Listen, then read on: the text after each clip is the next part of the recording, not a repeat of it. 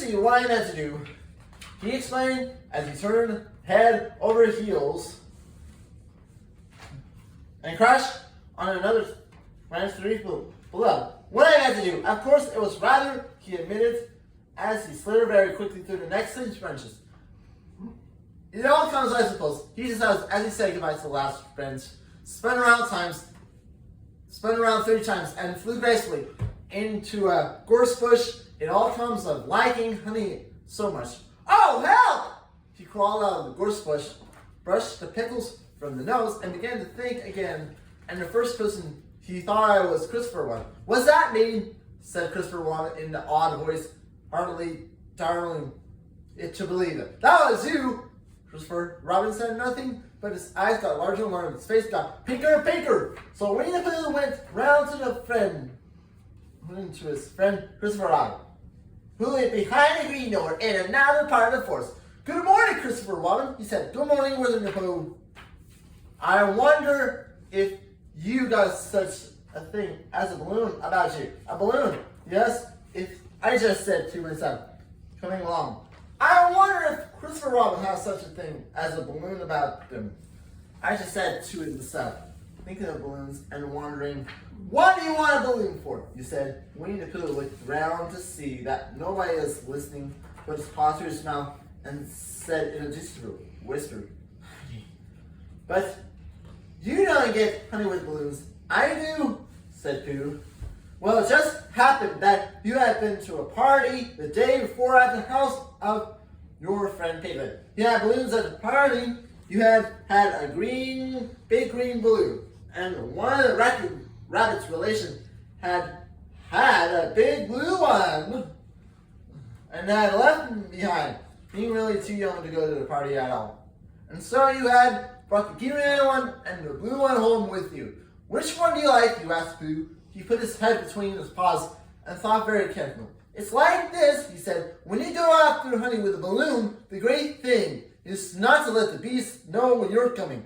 Now, if you have a green balloon, they might think you were only a part of a tree and not notice you. And if you had a big blue balloon, they might think you were only part of the sky and not notice you. And the question is, which is most likely? When they notice you underneath the balloon, you ask, they might or they might not," said Winnie the Pooh. "You never can tell with bees." He thought for a moment and said, "I shall try to look like a small black clown. They will deceive him. Then you had better have the blue balloon," you said, "and so it was decided.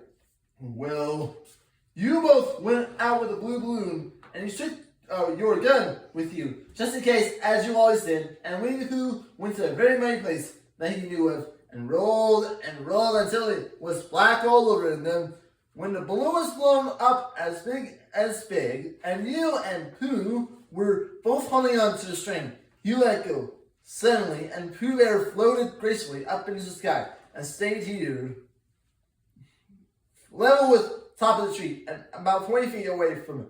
"Hooray!" you shouted. "Isn't that fine?" shouted Winnie the Pooh down to you. "What do I look like?" "You look like a bear holding onto a balloon." You said. "Not," said Pooh anxiously. "Not like a small black cloud in the blue sky?" "Not very much." "Ah, well, perhaps from up there it looks different. As I say, you never can tell with bees. There was no wind to blow them nearer to the tree.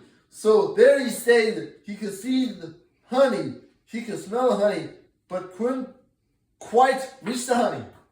After a little while, he called out to you. 'Christopher Robin,' he said in a loud voice. 'Hello? I think the bees suspect something.' 'What sort of thing?' 'I don't know, but something tells me that they're suspicious. Perhaps they think that you're after that honey. It may be that. You can never tell them with bees.' There's another little silence, and then he called down to you again. 'Christopher Robin!' 'Yes, have you had an umbrella in your house?' 'I think so. I wish you would bring it out there and walk up and down with it and look up and me every now and then and said, "Tut tut, it looks like rain." I think if you did that, I would help. The deception which we are practicing on this field. While you laughed to yourself, "Silly old bear," but you didn't say it aloud because You were so fond of them, and you went home for the event. Oh, there you are! Called down Winnie the Pooh as soon as you go back to the tree. I was beginning to get anxious. I had discovered that the bees are now definitely suspicious. Shall I put my umbrella up? You said, yes, but wait a moment. We must be practical. The important bee to deceive is the queen bee. Can you see which is the queen bee from down here? No! I pity you. Well, now if you walk up and down the umbrella saying, tut tut, it looks like rain, I shall do what I can by singing a little cloud song, such as a cloud might sing.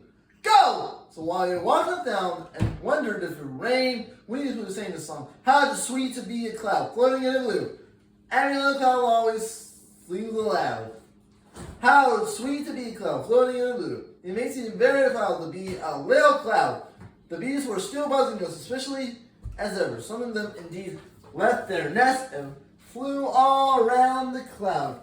It begins the second verse of the song, and one bee sat on the nose of the cloud for a moment and then got up again. Christopher, ow, Robin, called out the cloud.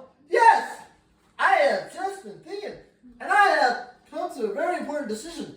These are the wrong sort of bees.